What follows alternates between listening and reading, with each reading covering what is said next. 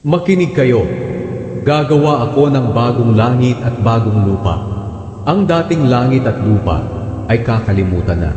Kaya magalak kayo at magdiwang ng walang hanggan sa aking gagawin. Sapagkat ang Jerusalem ay gagawin kong kagalakan ng mga tao, at ang kanyang mga mamamayan ay magbibigay din ng kagalakan.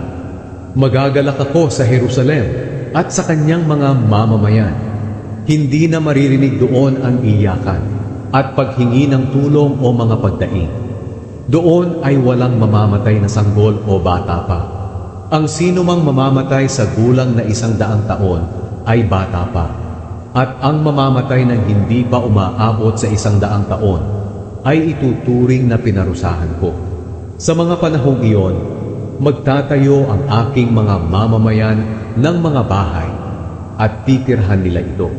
Magtatanim sila ng mga ubas at sila rin ang aani ng mga bunga nito. Hindi na ang mga kaaway nila ang makikinabang sa kanilang mga bahay at mga tanim.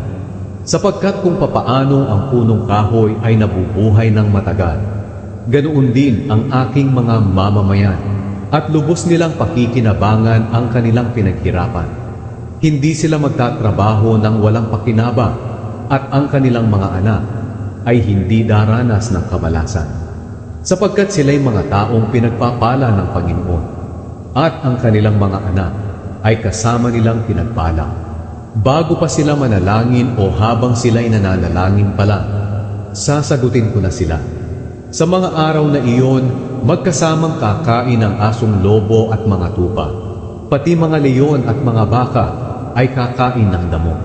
At ang mga ahas ay hindi na manunuklaw. Wala nang mamiminsala o gigiba sa aking banal na bundok ng Zion. Ako ang Panginoon, ang nagsasabi nito.